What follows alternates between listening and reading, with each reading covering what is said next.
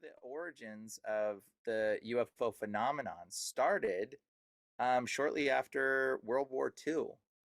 There was some stuff. I think there was a few little things that people talked about seeing things in the sky and stuff like that. And there was like old drawings or paintings that people like to try to point out and go, "Oh, it's a UFO right there," and blah blah blah. But the real phenomenon that we kind of see sprouting in our society today, it started right after the German soldiers from the 30s that we don't talk about. Operation Um, Paperclip. Operation Paperclip, yeah. It started with them, okay? And so what we can, one of the base things that we can kind of pull from this is that there was a lot of information if you start digging and stories about people connecting ufology to the Nazis. We're gonna say it.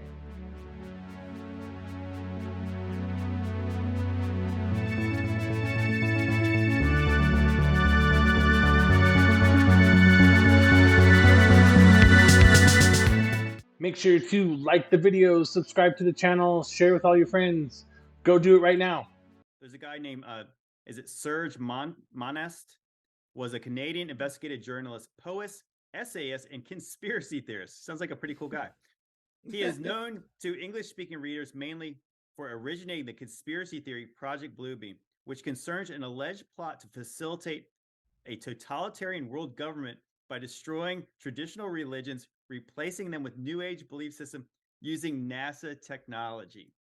Okay, so that's where you get into like, so what is, see that I think that is what most people really understand it to be, is like obviously it's some form of deception, it's some form of trickery in order to usher in once again the new world order, which should not even be conspiracy theory. They openly advocate for this thing. This one's a lot of fun. I really love JT follows JC.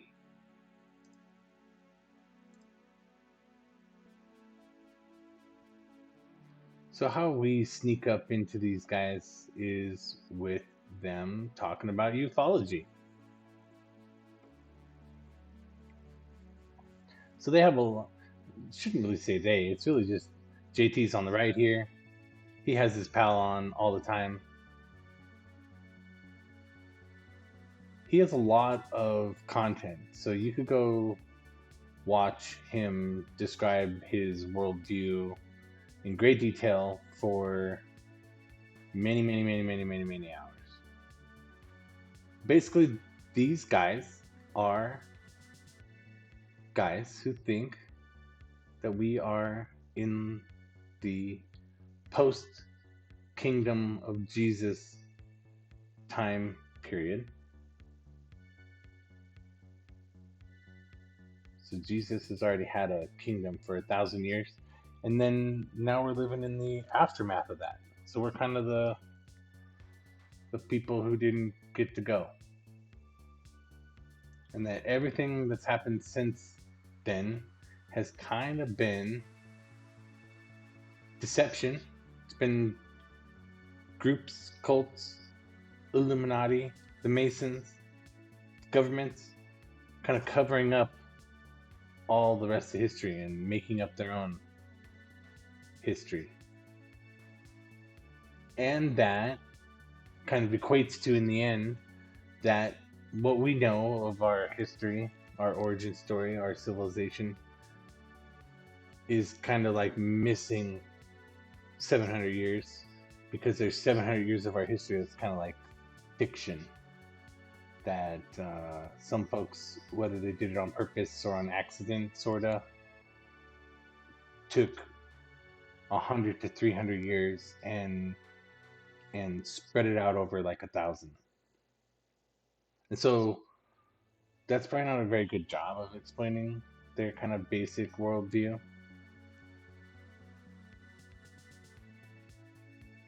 But that's kind of their basic worldview. And from there, that means that everything else, not everything else, but a lot of things are just pure deception by the powers that be, the government, the conspiracy.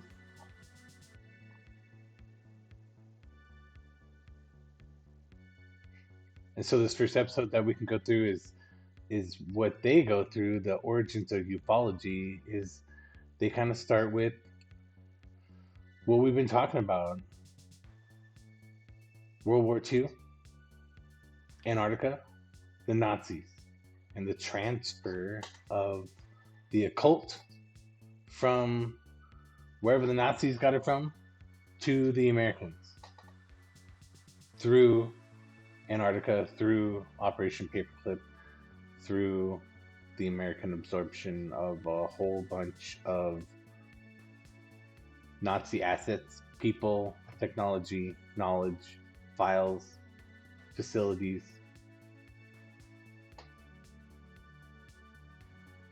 And so they go through it and they end up, going through some of the same stuff that we were talking about in the last videos with Polarity, is the occult movement, the Egyptian occult through the Nazis into the Americans, into the CIA and NASA and the American government.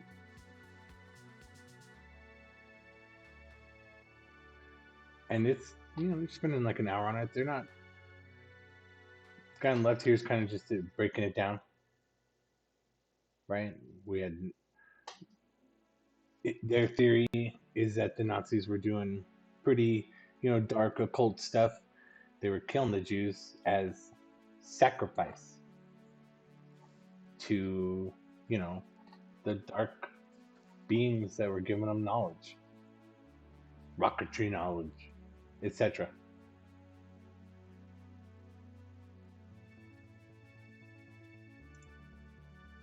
It's another kind of short episode, 30 minutes, where they talk about Project Bluebeam.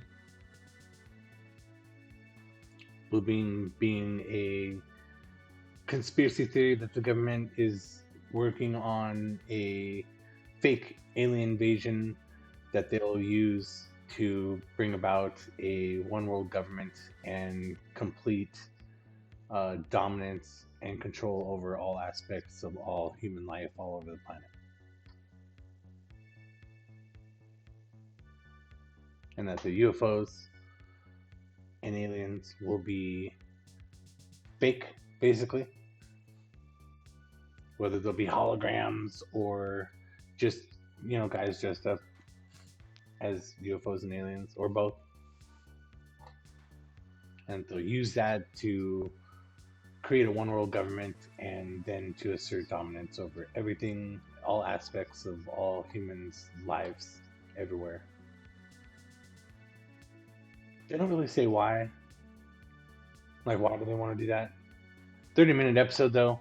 Wherever you get your Bluebeam knowledge from, this is a good 30-minute, quick, succinct Bluebeam video. So we have the 1st century crisis, the invasion of the barbarians, a mass movement of people from all surrounding nations of Europe just suddenly destroying and roaming through the land and taking over everything and killing a lot of people. Then in the 6th century, he's talking about, so this is 536 AD, this is the worst year on record we're talking about here. Volcanoes, everything that could go wrong, possibly going wrong. Mass famines, pestilence, disease everywhere, a mini ice age of sorts, the sun going dark for like months on end, just causing absolute destruction and disaster, and including even a comet is talking about there as well at one point. Basically, everyone's theorized that in that time, everything that could have gone wrong for you. This is one of the first videos for JT that caught my attention.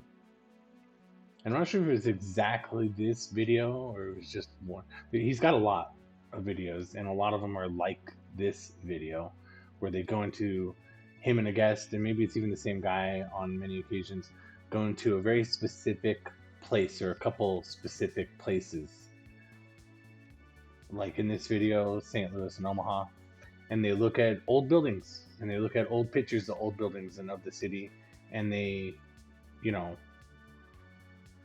poke their conspiracy theory holes in all of it. And that's where we kind of get back to their original kind of premise of where they're coming from, why they're having conspiracy theories and poking holes at this sort of thing, is that there was a civilization in America before now, and almost all of the old buildings that we have that they say that were built very quickly during the 1800s, usually around 1850. But between 1850 and 1900, you'll see all these big, crazy, beautiful, amazing buildings built with very similar architecture all over America. And they all say they were built, in a very short time period. Like this building was built in 3 months. And you'll see an old picture of it from 100 years ago after it's built, or maybe just being finished being built. And there's always like a guy there with a horse and carriage. And so they say that there was a cataclysmic event and a reset to civilization more than once, many times. And one of those was recently the mud flood reset, and that the Americans and the people in America are inheriting a pre-built country. And they had to clear a lot of the mud out of the way. A lot of these buildings would say found in 1862, and then they'll say, well, that was short for founded.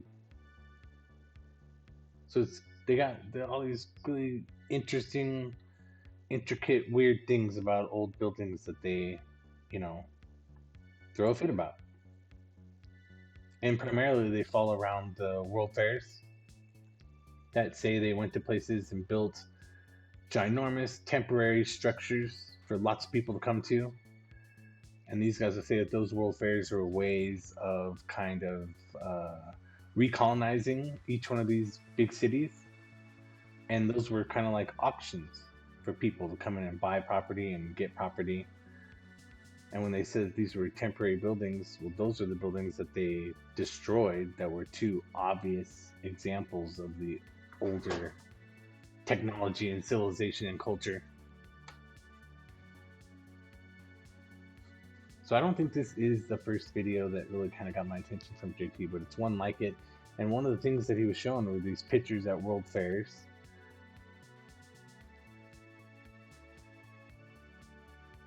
And all the people are out having a great time, all dressed to the T's, to the nines, dressed up nice. And then when he would show other pictures of the city, when they're showing this, they actually say, was this picture really taken when they say it was?